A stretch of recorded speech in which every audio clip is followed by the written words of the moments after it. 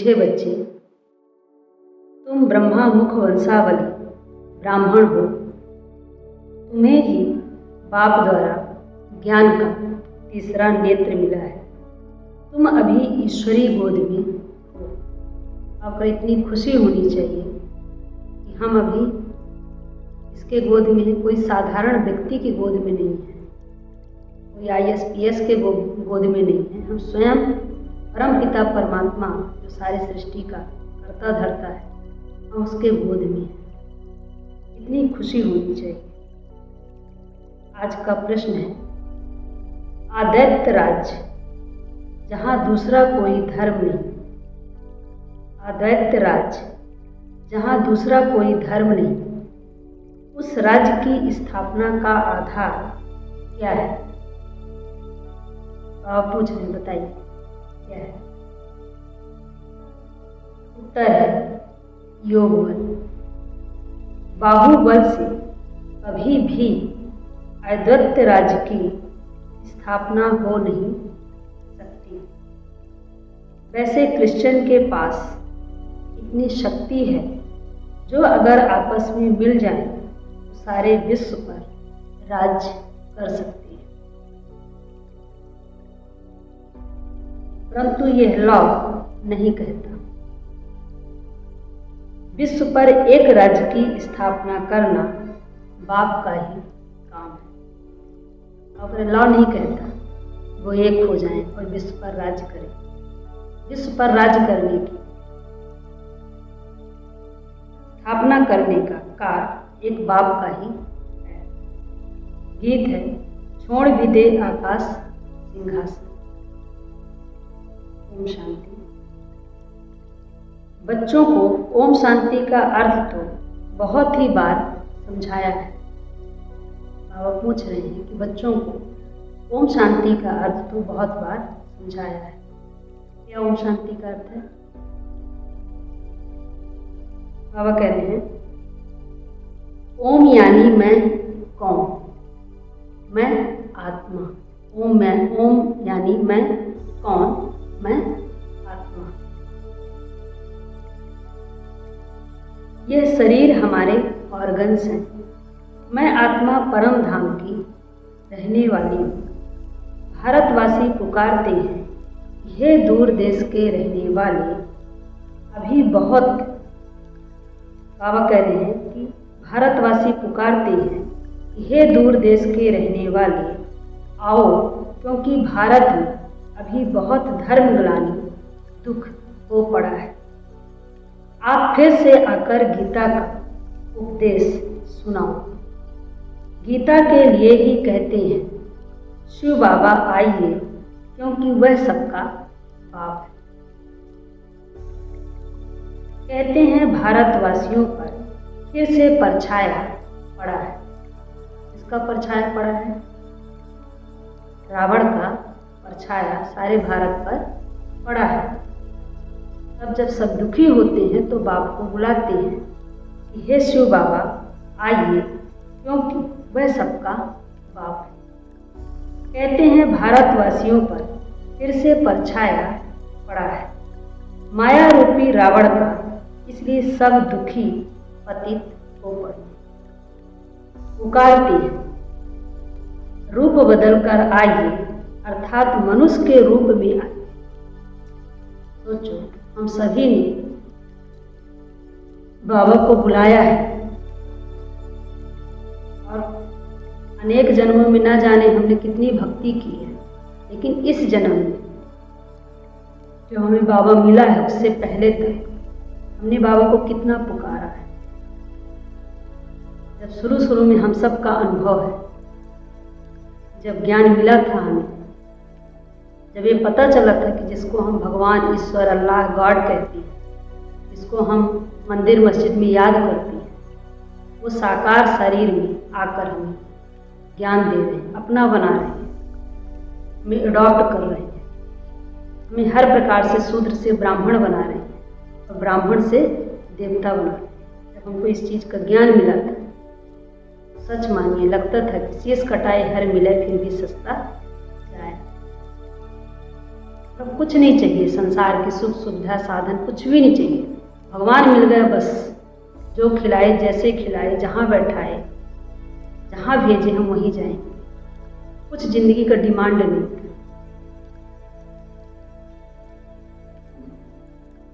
बाबा कह रहे हैं कि हम सभी बाबा के बच्चे बाबा को बहुत प्यार से बुलाएं कि आप आइए और आकर रूप बदल कर आइए, अर्थात मनुष्य के रूप में आइए, क्योंकि हम सब मनुष्य हैं।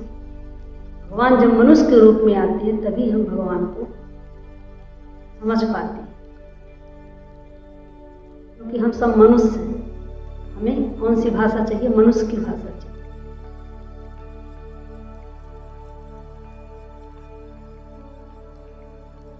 तो मनुष्य के रूप में आता हूँ। मेरा आना दिव्य अलौकिक है, मैं गर्भ में नहीं आता। मेरा आना दिव्य और अलौकिक है, मैं गर्भ में नहीं आता हूँ। मैं आता ही साधारण बूढ़े तन। तुम बच्चे जानते हो, तुम बच्चे जानते हो, मैं कल्प कल्प अपना निराकार रूप बदलकर आता हूँ। ज्ञान का सागर तो परमपिता परमात्मा ही है। श्री कृष्ण को कभी भी नहीं कहेंगे, कभी भी श्री कृष्ण को नहीं कहेंगे। क्या नहीं कहेंगे? ज्ञान का सागर, प्रेम का सागर। हम श्री कृष्ण को कभी भी कह नहीं सकते सिवाय परमात्मा। बाप कहते हैं, मैं इस साधारण तन में आकर तुमको फिर से सहज राजयोग सिखला रहा। जब दुनिया पतित बन जाती है तब मुझे आना पड़ता है। कलयुग से सतयुग बनाने में, कलयुग से सतयुग बनाने मैं आता हूँ। बाबा किस लिए आते हैं? कलयुगी मनुष्यों को क्या बनाने? सतयुगी देवता बनाने। ब्रह्मा विष्णु शंकर का चित्र भी है। ब्रह्मा द्वारा स्थापना, शंकर द्वारा विनाश और फिर विष्णु द्वारा पालना। यह लक्ष्मी नारायण विष्णु के दो रूप हैं। लक्ष्मी नारायण ही विष्णु के दो रूप हैं। यह तुम बच्चे जानते हो, दुनिया नहीं जानती है, लेकिन हम बाबा के बच्चे सब कुछ जानते हैं। दुनिया विष्णु जी का देखती, विष्णु जी को, उनके चारों हाथ में 4 हाथ है, उनके चारों हाथ में 4 अलंकार है, लेकिन फिर भी उसका अर्थ वो नहीं जानते। बाबा फिर से रूप बदल कर आया है। वह हमारा सुप्रीम बाप भी है, सुप्रीम टीचर भी है और सुप्रीम गुरु भी है। और सुप्रीम गुरु भी है। और गुरु लोगों को सुप्रीम नहीं कहा जाता। यह तो बाप, टीचर, गुरु तीनों हैं। लौकिक बाप तो बच्चे की पालना कर फिर उनको स्कूल में भेज देते हैं। कोई बिरला होगा जो बाप भी होगा और टीचर भी होगा। अब तो बहुत बाप भी हैं, टीचर भी हैं। अब अगर पहले कोई बिरला होगा जो बाप भी हो और टीचर भी हो। सतगुरु का तो सवाल ही नहीं उठ सकता है। तो बाबा कह रहे हैं कि कोई बिरला होगा जो बाप टीचर भी होगा। यह कोई कह न सके, सब आत्माएं मुझे पुकारती हैं। गॉड फादर कहती हैं, तो वह आत्मा का फादर हो गया ना। यह गीत भी भक्ति मार्ग का है। सतयुग में तो माया होती ही नहीं। जो पुकारना पड़े वहां तो सुख ही सुख है। तुम जानते हो 5000 वर्ष का चक्र है। बाबा कह रहे हैं तुम जानते हो कि 5000 वर्ष का चक्र है। आधा कल्प सतयुग त्रेता और आधा कल्प द्वापर कलयुग। बाबा कह रहे आधा कल्प सतयुग त्रेता दिन और आधा कल्प द्वापर कलयुग रात।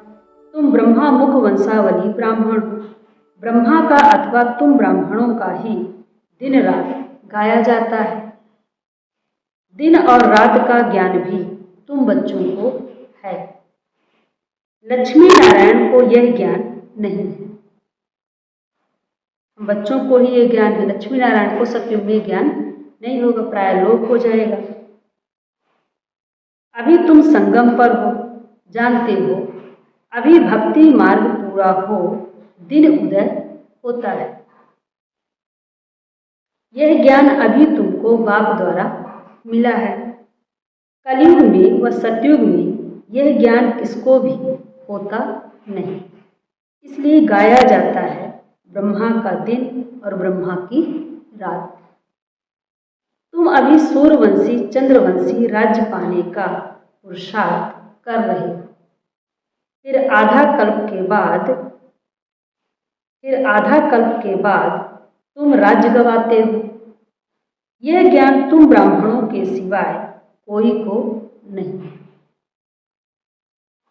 तुम देवताएं बन जाएंगे, फिर यह ज्ञान रहेगा नहीं।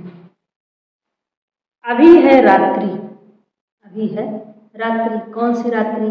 कलयुगी रात्रि। शिवरात्रि भी गाई जाती है, श्री कृष्ण की भी रात्रि कहती है, परंतु उसका अर्थ नहीं समझते।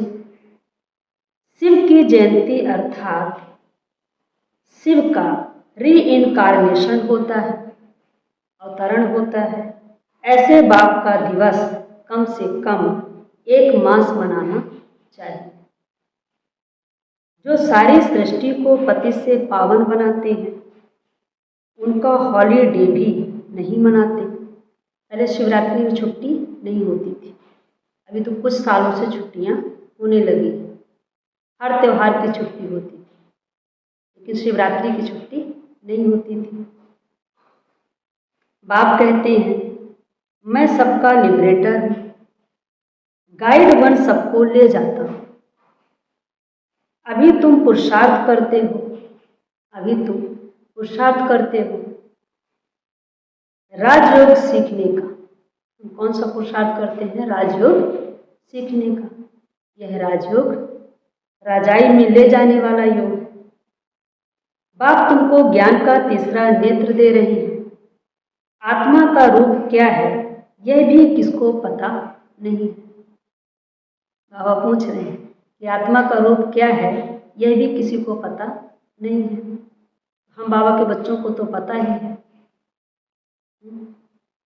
बाप कहते हैं, तुम आत्मा ना अंगूठे मिसल हो, ना अखंड ज्योति मिसल हो, तुम हो स्टार, बिंदी मिसल। मैं भी आत्मा बिंदी हूँ, परंतु मैं पुनर्जन्म में नहीं आता हूँ। मैं आत्मा भी बिंदी हूँ और परमात्मा भी बिंदी मिसल है। मैं जन्म मरण के चक्र में आता हूँ, परमात्मा जन्म मरण रहित है, परंतु मैं पुनर्जन्म में नहीं आता हूँ।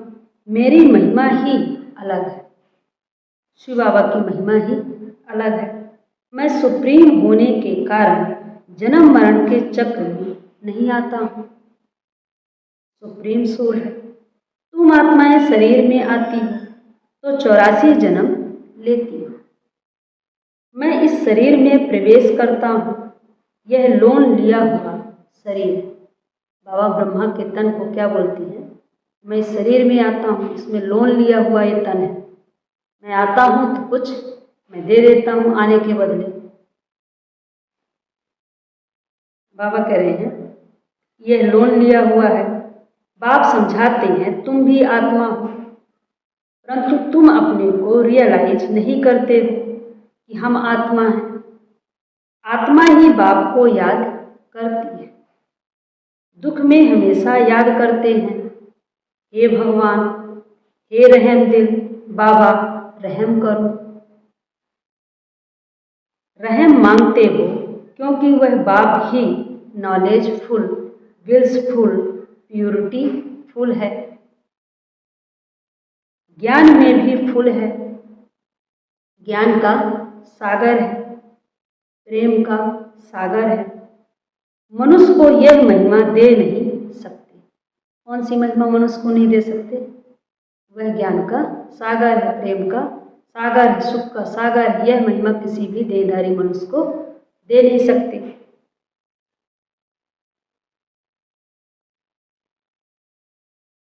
सारी दुनिया पर विल्स करना यह बाप का ही काम है। वह है रचयिता, बाकी सब है रचना। क्रिएटर रचना को क्रिएट करते हैं। पहले स्त्री को एडॉप्ट करते हैं, फिर उनके द्वारा रचना रचते हैं। तो शिव बाबा की स्त्री कौन है? ब्रह्मा बाबा। बाबा उनको स्त्री बनाते हैं, फिर उनके द्वारा हम ब्राह्मण बच्चों को एडॉप्ट करते हैं। तो बाबा कह रहे हैं पहले स्त्री को एडॉप्ट करते हैं, फिर उनके द्वारा रचना रचते हैं, फिर उनकी पालना भी करते हैं।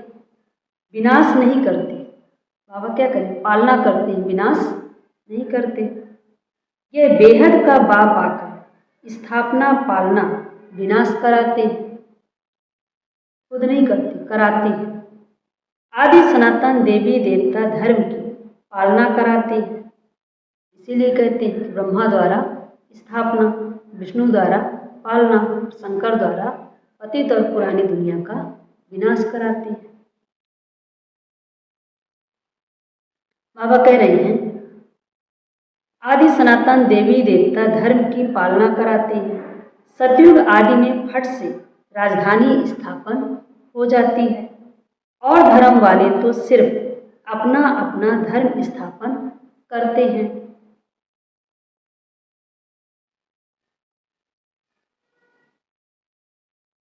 फिर जब लाखों करोड़ों के अंदाज में वृद्धि हो जाती है तब राजाई होती है। अभी तुम राजधानी स्थापन कर रहे हो। योग बल से तुम सारे विश्व के मालिक बनते हो। बाहुबल से कभी कोई विश्व पर राजाई कर नहीं सकता।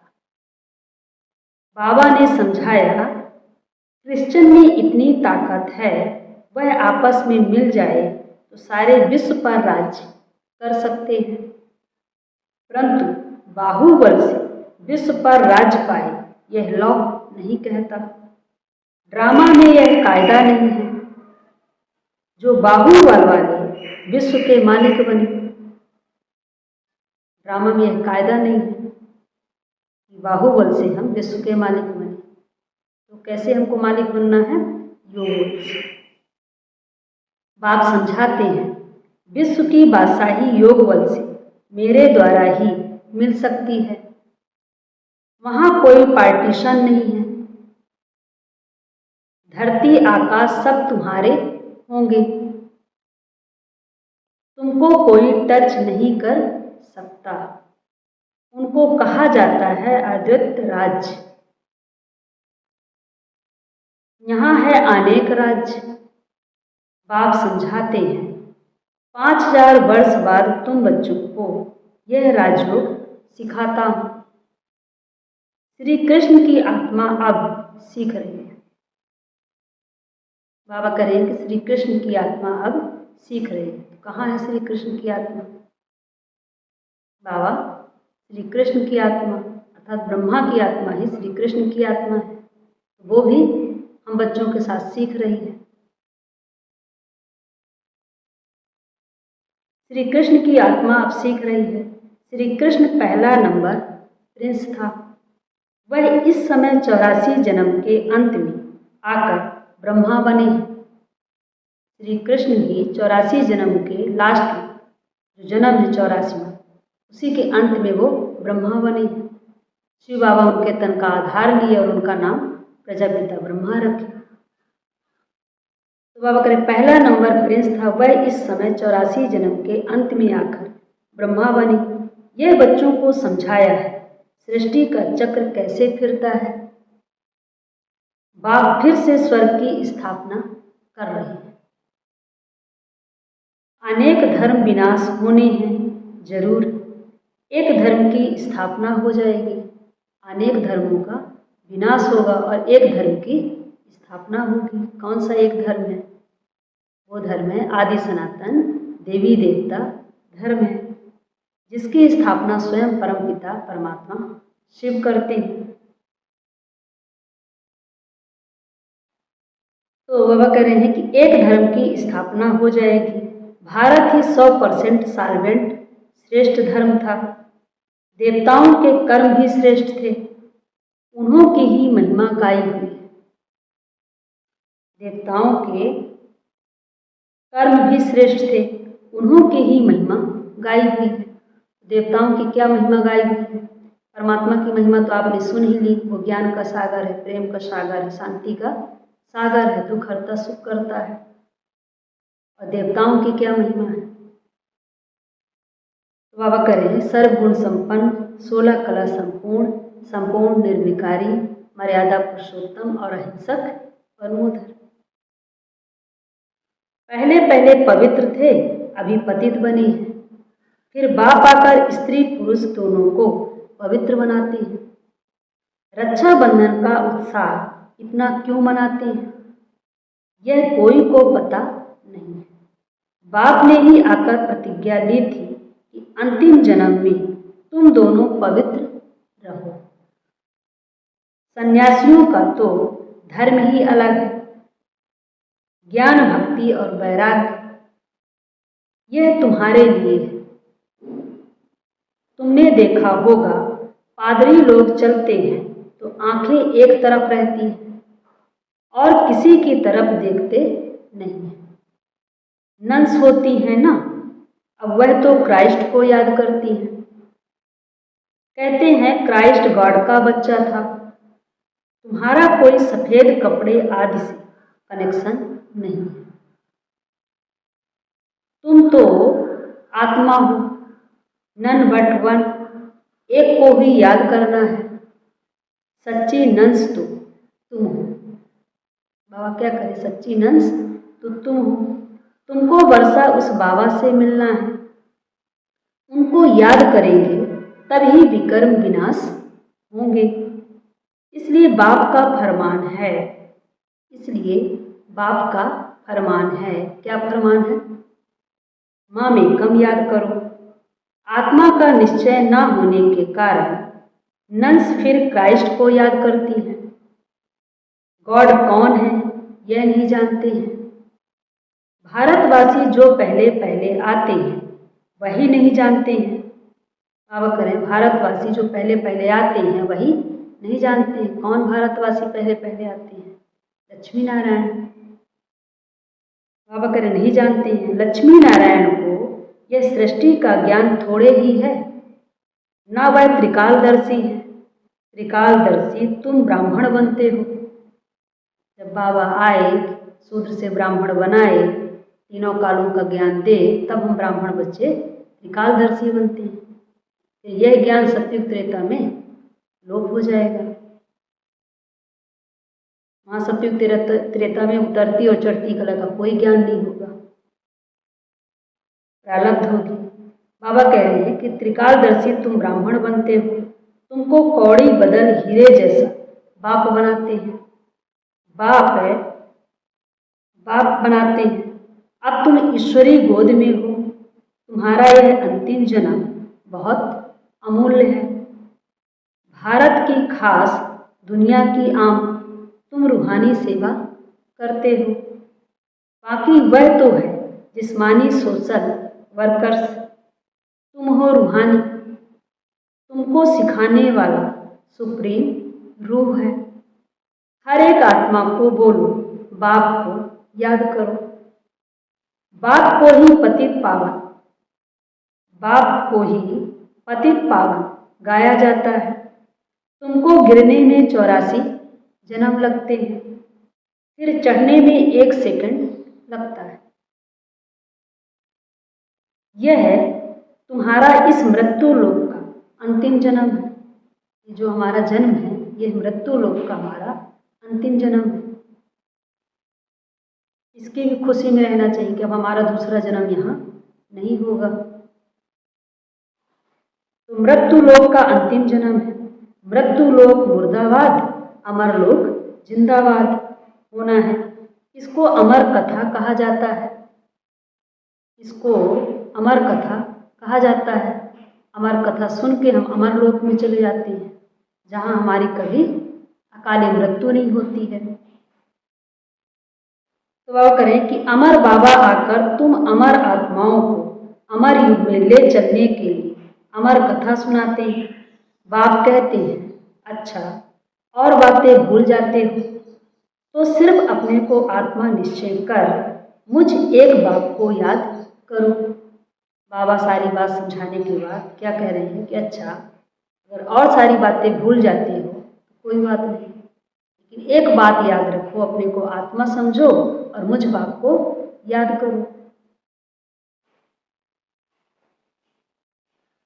बुद्धि का योग मेरे साथ लगाओ तो तुम्हारे पाप भस्म हो और तुम पूर्ण आत्मा बन जाएंगे।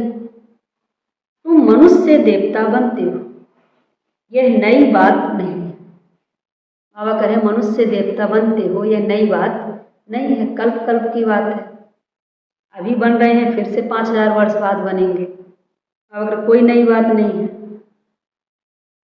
5000 वर्ष बाद बाप आकर तुमको वर्षा देते हैं, रावण फिर श्राप देते हैं। यह खेल है, वर्षा और श्राप का यह खेल है। हर 5000 वर्ष बाद बाबा आएंगे, वर्षा देंगे, फिर रावण आकर हमें श्राप देते हैं। यह खेल है, भारत की ही कहानी है। यह बातें बाप ही समझाते हैं, कोई भी वेद शास्त्र आदि में नहीं है।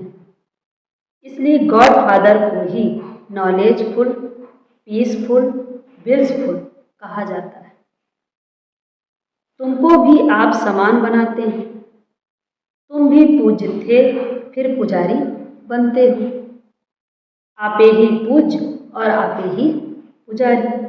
यह भगवान के लिए नहीं है, भगवान के लिए नहीं, हम बाबा के बच्चों के लिए कि हम ही पूज्य बनते हैं, फिर हम अपनी ही पूज्य स्वरूप की पूजा जब पुजारी बनते हैं तो करना शुरू कर देते हैं। तो हम ही पूज्य और हम ही पुजारी।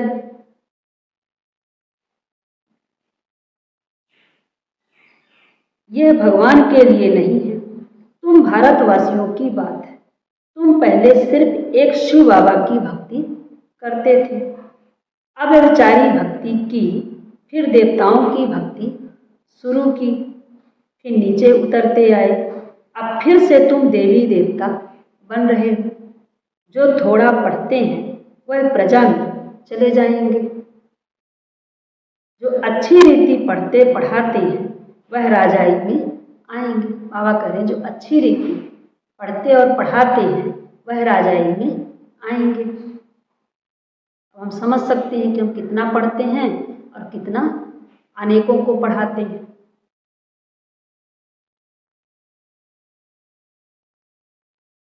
प्रजा तो ढेर बनती है, एक महाराजा की लाखों करोड़ों के अंदाज में प्रजा होगी। सोचो कि एक महाराजा के लाखों करोड़ों के अंदाज में प्रजा हो, कितने महाराजा हैं। हम समझ सकते हैं हम सभी महाराजा बनने वाले हैं, तो हमारी कितनी प्रजा है। सेवा करेंगे तभी तो प्रजा बनेगी। तुम पुरुषार्थ करते ही हो, कल पहले मुहाफिक। पुरुषार्थ से पता पड़ जाता है कि माला में कौन कौन आने वाले हैं। इसलिए बाबा कह रहे थे कि अपने दिल रूपी दर्पण से पूछो कितने हमने पाप किए, कितने पुण्य किए हैं। हमारे पुरुषार्थ से हमको खुद पता चल जाता है कि हम क्या बनने वाले हैं। बाबा कह रहे हैं कि पुरुषार्थ से पता पड़ जाता है कि माला में कौन कौन आने वाले हैं। प्रजा में भी कोई गरीब कोई साहूकार बनते हैं। भक्ति मार्ग में ईश्वर अर्थ दान करते हैं, क्यों ईश्वर के पास नहीं है क्या। बाबा बोल रहे हैं कि ईश्वर अर्थ दान पुण्य करते हैं, तो क्यों ईश्वर के पास नहीं है क्या जो दान करते हैं।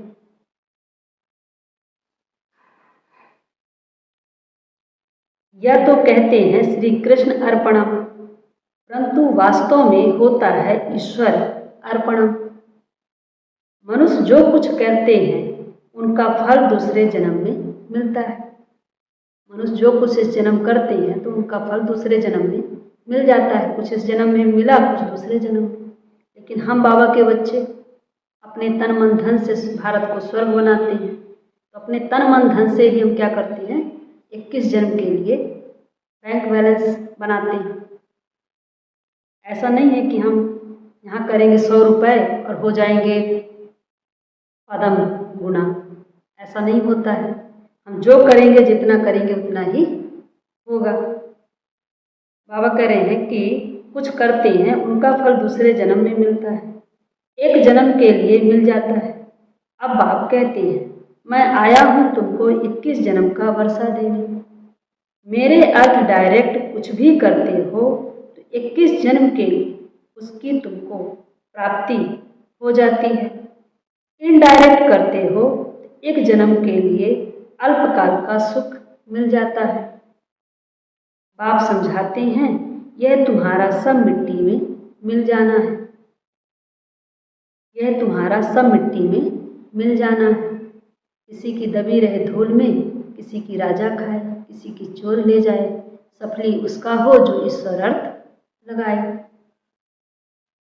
हम समझ सकते हैं कि हम ईश्वर अर्थ कितना लगाते हैं, कितना हम अपने तन मन धन से स्वर्ग लाएंगे। हम जो करेंगे वो हमें को मिलना है, चाहे 1 रुपये करें चाहे 100 रुपये करें। हम किसी के लिए कुछ नहीं करते हैं। भगवान गरीब तो है नहीं जो हम भगवान को देते हैं। भगवान आपका लेता है और उसके बदले में 1 का पदम देता है। तो आप समझ सकते हैं कि हम कितना अपने लिए कर रहे हैं। जो करेंगे, वो कहते हैं कि जो बैंक में डालेंगे वही हमारा ब्याज के रूप में बनेगा। 100 रुपये जमा करेंगे तो उसका ब्याज 10 रुपये 20 रुपये होगा। बाबा कह रहे हैं कि यह तुम्हारा सब मिट्टी में मिल जाना है, इसलिए इसको सफल कर लो। तुम यह रूहानी हॉस्पिटल कम यूनिवर्सिटी खोलते जाओ, जहाँ से सब एवर हेल्दी एवर वेल्दी बनेंगे। इससे बहुत इनकम होती है। योग से हेल्थ और चक्र को जानने से वेल्थ। तो घर घर में ऐसी यूनिवर्सिटी कम हॉस्पिटल खोलते जाओ। बड़ा आदमी है तो बड़ा खोले, जहाँ बहुत आ सके। बोर्ड पर लिख दो, जैसे नेचर क्योर वाले लिखते हैं। बाप सारी दुनिया की नेचर बदल प्योर बना देते हैं। इस समय सभी इम्प्योर हैं। सारी दुनिया को एवर हेल्दी एवर वेल्दी बनाने वाला बाप है, जो अब तुम बच्चों को पढ़ा रहे हैं। तुम हो मोस्ट स्वीट चिल्ड्रन। अच्छा मीठे मीठे सिकिलधे बच्चों प्रति माता पिता बाप दादा का याद प्यार और गुड मॉर्निंग। रूहानी बाप के रूहानी बच्चों को नमस्ते। हम रूहानी बच्चों के रूहानी माता पिता बाप दादा को याद प्यार गुड मॉर्निंग, नमस्ते नमस्ते नमस्ते बाप दादा। थैंक यू बाबा, शुक्रिया बाबा, शुक्रिया। धारणा के लिए मुख्य सार है। फर्स्ट पॉइंट है अपनी इस अमूल्य जीवन को रूहानी सेवा में लगाना है। खास भारत आम सारी दुनिया की सेवा करनी है। सेकेंड पॉइंट है अपना सब कुछ सफल करने के लिए, अपना सब कुछ सफल करने के लिए डायरेक्ट ईश्वर अर्थ अर्पण करना है। रूहानी हॉस्पिटल और यूनिवर्सिटी खोलनी है। आज का वरदान है एक रस स्थिति द्वारा अतीन्द्रिय सुख की अनुभूति करने वाले सर्व आकर्षणों से मुक्त भव। जब इंद्रियों की आकर्षण और संबंधों की आकर्षण से मुक्त बनो, तब अतीन्द्रिय सुख की अनुभूति कर सकेंगे। कोई भी कर्म इंद्रिय के वश होने से जो भिन्न भिन्न आकर्षण होते हैं, वह अतीन्द्रिय सुख व हर्ष दिलाने में बंधन डालती है। लेकिन जब बुद्धि सर्व आकर्षणों से मुक्त हो, एक ठिकाने पर टिक जाती है, हलचल समाप्त हो जाती है, तब एक रस अवस्था बनने से अतीन्द्रिय सुख की अनुभूति होती है। स्लोगन है अपने बुद्धि की लाइन सदा क्लियर रखो। अपने बुद्धि की लाइन सदा क्लियर रखो, एक दो के मन के भावों को जान लेंगे। आज के अव्यक्त इशारे हैं। बाबा कह रहे हैं कि सदा अचल अडोल एक रस स्थिति का अनुभव करो। किसी भी प्रकार की हलचल में अचल रहना, यही श्रेष्ठ ब्राह्मण आत्माओं की निशानी है। दुनिया हलचल में हो, लेकिन आप श्रेष्ठ आत्माएं हलचल में नहीं आ सकती। क्यों? क्योंकि ड्रामा की हर सीन को जानते हो। नॉलेजफुल आत्माएं, पावरफुल आत्माएं सदा स्वतः ही अचल रहती हैं। तो कभी वायुमंडल से घबराओ नहीं, सदा निर्भय रहो। अच्छा, ओम शांति।